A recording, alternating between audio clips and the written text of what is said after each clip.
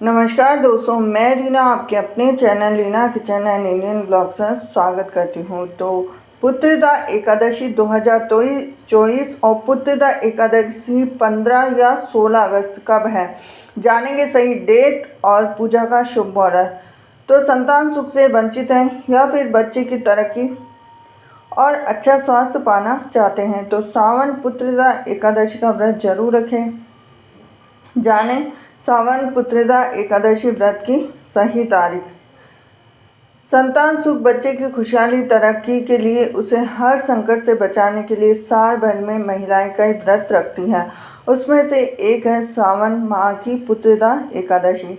सभी एकादशियों का अपना अपना अलग महत्व होता है। मान्यता है कि सावन पुत्रदा एकादशी का व्रत अपने नाम स्वरूप संतान को अच्छा स्वास्थ्य दीर्घायु प्रदान करने वाला माना गया है। संतान प्राप्ति के लिए भी महिलाएं ये व्रत करती हैं। तो आइए जानते हैं कि सावन पुत्रदा एकादशी कब है। सावन माह के शुक्ल पक्ष की एकादशी तिथि 15 अगस्त 2024 को सुबह 10:26 पर शुरू होगी, जो कि 16 अगस्त 2024 को सुबह 9:39 पर इसका समापन होगा। तो एकादशी का व्रत उदया तिथि से मान्य होता है, इसलिए सावन पुत्रदा एकादशी व्रत 16 अगस्त 2024 को रखा जाएगा। पूजा का शुभ मुहूर्त जानेंगे तो सुबह 5:51 से सुबह 10:47 तक पूजा का शुभ मुहूर्त है और इसका व्रत का पारण है 17 अगस्त 2024 को सुबह 5:51 से सुबह 8:05 पर है। अब हम जानते हैं कि सावन पुत्रदा एकादशी मनाई क्यों जाती है। तो सावन पुत्रदा एकादशी व्रत बेनिफिट। शास्त्रों के अनुसार एकादशी का व्रत सभी व्रतों में श्रेष्ठ माना गया है। जो व्यक्ति को ऐश्वर्य, संतति, स्वर्ग, मोक्ष सब कुछ पाना चाहता है तो उसे भी यह व्रत करना चाहिए। इस दौरान जगत के पालनहार श्री हरि विष्णु की पूजा की जाती। कहते हैं कि इनकी कृपा से सूनी गोद भी बढ़ जाती है। यही वजह है कि सावन माह में आने वाली पुत्रदा एकादशी महत्वपूर्ण होती है। अब हम जानते हैं कि सावन पुत्रदा एकादशी व्रत कैसे करें। सावन पुत्रदा एकादशी व्रत विधि। सावन पुत्रदा एकादशी का व्रत रखने वाले लोगों को व्रत से पूर्व दशमी के दिन सात्विक भोजन करना चाहिए। व्रती को संयमित और ब्रह्मचर्य का पालन करना चाहिए। सुबह स्नान के बाद व्रत का संकल्प लेकर भगवान का ध्यान करना चाहिए। गंगा जल, तुलसी दल, तिल, फूल और पंचामृत से भगवान नारायण की पूजा करें। संध्या काल में दीपदान के बाद फलाहार कर सकते हैं। व्रत के अगले दिन द्वादशी तिथि पर किसी जरूरतमंद व्यक्ति को भोजन कराकर दान दक्षिणा देकर विदा करें और फिर इसके बाद व्रत का पालन करें। मान्यता है कि इस विधि से पूजा पाठ करने से संतान सुख की प्राप्ति होती है।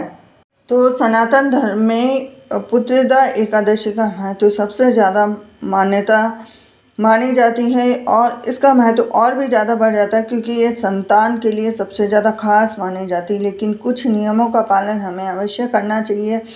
सबसे पहले है कि न करें चावल का सेवन। सावन पुत्रदा एकादशी के दिन चावल का सेवन करना वर्जित माना गया है।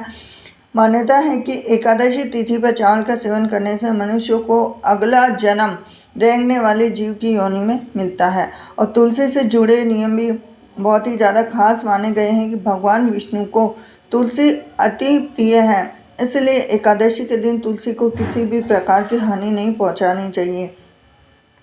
एकादशी तिथि पर तुलसी के पत्ते, मंजरी आदि न तोड़े, इससे माता लक्ष्मी भी रुष्ट होती हैं। और हिंदू धर्म में रंग का सबसे ज़्यादा खास महत्व माना गया है, इसलिए इस दिन या किसी भी शुभ अवसर पर काले रंग के कपड़े पहनना अशुभ माना जाता है। सावन पुत्रदा एकादशी के दिन भूल कर भी काले रंग के कपड़े नहीं पहनने चाहिए। इसकी जगह पर आप पीले रंग के वस्त्र पहने, क्योंकि भगवान विष्णु का जो प्रिय रंग है वो पीला ही माना गया है। तो ये थी खास जानकारी आपके लिए। वीडियो अगर आपको थोड़ा सा भी रोचक लगा हो तो वीडियो को लाइक करें, चैनल को सब्सक्राइब करें, बेल आइकन प्रेस करें। हरे कृष्णा। दोस्तों, मैं रीना आपके अपने channel Reena kitchen recipe and vlogs में स्वागत करती हूँ। तो हिंदू धर्म में एकादशी व्रत का सबसे ज़्यादा महत्व होता है और देवउठनी एकादशी का महत्व सबसे ज़्यादा है, क्योंकि इस दिन भगवान विष्णु जो योग निद्रा में रहते हैं वो नींद से जाग जाते हैं। तो आइए हम जानते हैं कि देवउठनी एकादशी के व्रत में क्या खा सकते हैं, क्या नहीं खा सकते। आप चाहे तो कॉपी पेन लेकर भी नोट कर सकते हैं। काफ़ी लोग कंफ्यूज में रहते हैं कि हम क्या खाएं क्या नहीं खाएं, और बहुत से लोग रहते हैं कि कुछ चीज़ें खाते हैं, अलग अलग जगहों पे अलग अलग नियम लागू होते हैं। लेकिन जो हमारे शास्त्र तो सभी जगह एक ही बने, जो संस्कृत जो शास्त्र हैं वो एक ही जगह बने और उनकी जो बात है वो सबको माननी होती है, उससे हटके कोई भी चीज़ नहीं होती है। तो हम जानते हैं सबसे पहले कि एकादशी के व्रत में सबसे पहले तो किसी का दिया हुआ अन्न ग्रहण नहीं करना चाहिए। दूसरी बात यह है कि अगर आप निराहार व्रत रख कर व्रत करना चाहते हैं तो आप कर सकते हैं, नहीं तो एक बार भोजन भी कर सकते हैं। इस दिन दूध या जल का सेवन भी कर सकते हैं। साथ ही साथ एकादशी के व्रत में शकरकंदी, कुट्टू, साबूदाना, नारियल, काली मिर्च, साथ ही साथ दूध, बादाम, अदरक और चीनी आदि चीज़ों का प्रयोग आप कर सकते हैं। तो एकादशी का उपवास रखने वालों को दशमी के दिन से ही मांस, लहसुन, प्याज, मसूर की दाल आदि निषेध वस्तुओं का सेवन नहीं करना चाहिए। एकादशी के दिन प्रातः लकड़ी का दातुन ना करें। इस दिन वृक्ष से पत्ता तोड़ना वर्जित है, अतः स्वयं गिरा हुआ पत्ता लेकर सेवन करना चाहिए। नींबू, जामुन, आम के पत्ते लेकर चबा लें और अंगुली से कंठ साफ कर लें। यदि यह संभव ना हो तो पानी से बार बार कुल्ले कर सकते हैं। एकादशी के व्रत में व्रतधारी व्यक्ति को गाजर, शलजम, गोभी, पालक इत्यादि का सेवन नहीं करना चाहिए। विष्णु भगवान को मीठा पान चढ़ाया जाता है, तो इस दिन पान खाना भी वर्जित है। फलों में केला, आम, अंगूर, बादाम, पिस्ता इन फलों का सेवन आप कर सकते हैं। और साथ ही साथ जो सूखे मेवे हैं उनको, जैसे बादाम, पिस्ता, इन सब चीज़ों को आप खा सकते हैं। एकादशी की तिथि पर जौ, बैंगन और सेमफली नहीं खाना चाहिए। इस व्रत में सात्विक भोजन करना चाहिए। मांस, मदिरा, अन्य कोई नशीली पदार्थ का प्रयोग भी नहीं करना चाहिए। प्रत्येक वस्तु प्रभु को भोग लगाकर ही हमें ग्रहण करना चाहिए और तुलसी दल को छोड़कर, क्योंकि भगवान विष्णु को तुलसी नहीं चढ़ाई जाती है। साथ ही साथ ये थी खास जानकारी आपके लिए। वीडियो अगर आपको थोड़ा सा भी रोचक लगा हो तो सब्सक्राइब करने के लिए बिल्कुल भी कंजूसी ना करें। मिलते हैं आपसे अगले वीडियो में। हरे कृष्णा। नमस्कार दोस्तों, मैं रीना आपके अपने channel Reena kitchen and Indian blogs में स्वागत करती हूँ। तो आज है एकादशी। एकादशी का दिन सबसे ज़्यादा खास माना जाता है, क्योंकि एकादशी का व्रत हमें महीने में 2 एकादशी आती है, एक तो कृष्ण पक्ष की, एक है शुक्ल पक्ष की। तो एकादशी के व्रत में सभी महिलाएं का, अधिकतर तो महिलाएं व्रत करती है एकादशी का व्रत। तो एकादशी के व्रत में क्या महिलाएं बाल धो सकती या नहीं धो सकती?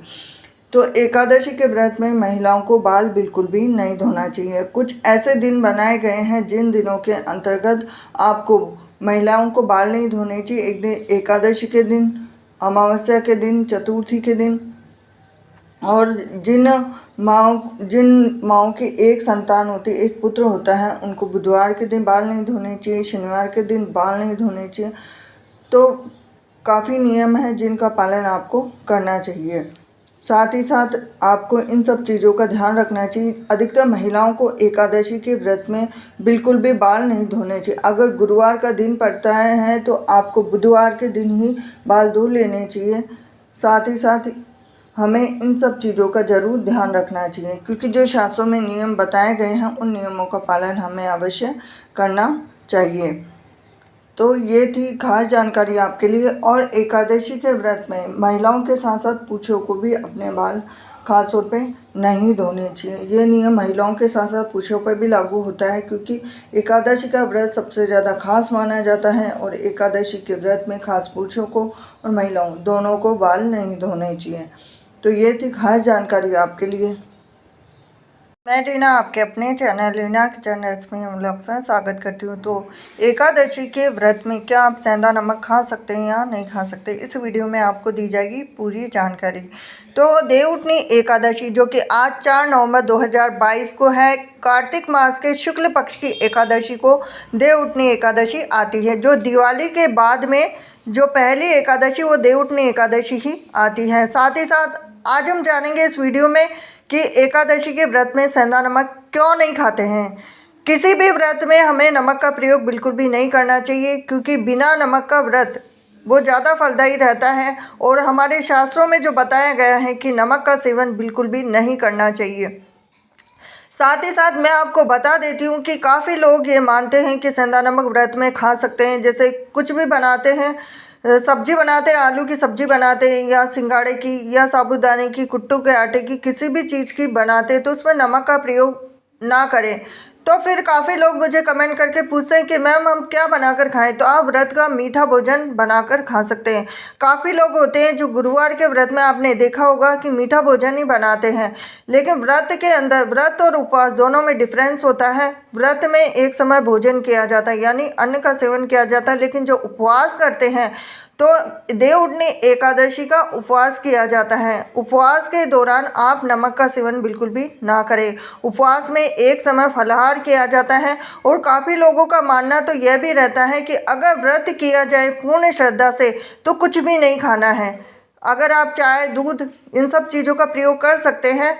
साथ ही साथ आप अगर दूसरी चीज़ जैसे जो पीने वाली चीज़ें होती, काफ़ी लोग उसी पे ही व्रत करते हैं। कुछ लोग खाने की चीज़ें जैसे फलाहार बनाकर खाते हैं, काफ़ी लोग फ्रूट पे करते हैं।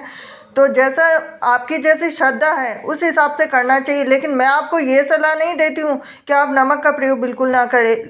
तो कई दीदी मुझे कमेंट करके बोलती है कि हमारा ब्लड प्रेशर कम हो जाता है, तो उस जगह पे आप सेंधा नमक का प्रयोग कर सकते हैं।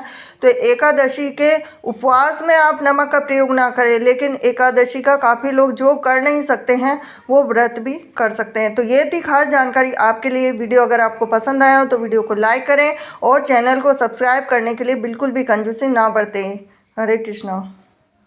मैं रीना आपके अपने channel Reena kitchen recipe vlogs में स्वागत करती हूँ। तो एकादशी के व्रत में क्या आप सेंधा नमक खा सकते हैं या नहीं खा सकते, इस वीडियो में आपको दी जाएगी पूरी जानकारी। तो देवउठनी एकादशी जो कि आज 4 नवंबर 2022 को है, कार्तिक मास के शुक्ल पक्ष की एकादशी को देवउठनी एकादशी आती है। जो दिवाली के बाद में जो पहली एकादशी वो देवउठनी एकादशी ही आती है। साथ ही साथ आज हम जानेंगे इस वीडियो में कि एकादशी के व्रत में सेंधा नमक क्यों नहीं खाते हैं। किसी भी व्रत में हमें नमक का प्रयोग बिल्कुल भी नहीं करना चाहिए, क्योंकि बिना नमक का व्रत वो ज़्यादा फलदायी रहता है और हमारे शास्त्रों में जो बताया गया है कि नमक का सेवन बिल्कुल भी नहीं करना चाहिए। साथ ही साथ मैं आपको बता देती हूँ कि काफ़ी लोग ये मानते हैं कि सेंधा नमक व्रत में खा सकते हैं। जैसे कुछ भी बनाते हैं, सब्जी बनाते हैं, आलू की सब्जी बनाते हैं या सिंगाड़े की या साबूदाने की, कुट्टू के आटे की, किसी भी चीज़ की बनाते हैं तो उसमें नमक का प्रयोग ना करें। तो फिर काफ़ी लोग मुझे कमेंट करके पूछते हैं कि मैम हम क्या बनाकर खाएं। तो आप व्रत का मीठा भोजन बनाकर खा सकते हैं। काफ़ी लोग होते हैं जो गुरुवार के व्रत में आपने देखा होगा कि मीठा भोजन ही बनाते हैं, लेकिन व्रत के अंदर व्रत और उपवास दोनों में डिफरेंस होता है। व्रत में एक समय भोजन किया जाता है यानी अन्न का सेवन किया जाता है, लेकिन जो उपवास करते हैं तो देवउठनी एकादशी का उपवास किया जाता है। उपवास के दौरान आप नमक का सेवन बिल्कुल भी ना करें। उपवास में एक समय फलाहार किया जाता है और काफ़ी लोगों का मानना तो यह भी रहता है कि अगर व्रत किया जाए पूर्ण श्रद्धा से तो कुछ भी नहीं खाना है। अगर आप चाय, दूध, इन सब चीज़ों का प्रयोग कर सकते हैं। साथ ही साथ आप अगर दूसरी चीज़ जैसे जो पीने वाली चीज़ें होती, काफ़ी लोग उसी पे ही व्रत करते हैं। कुछ लोग खाने की चीज़ें जैसे फलाहार बनाकर खाते हैं, काफ़ी लोग फ्रूट पे करते हैं।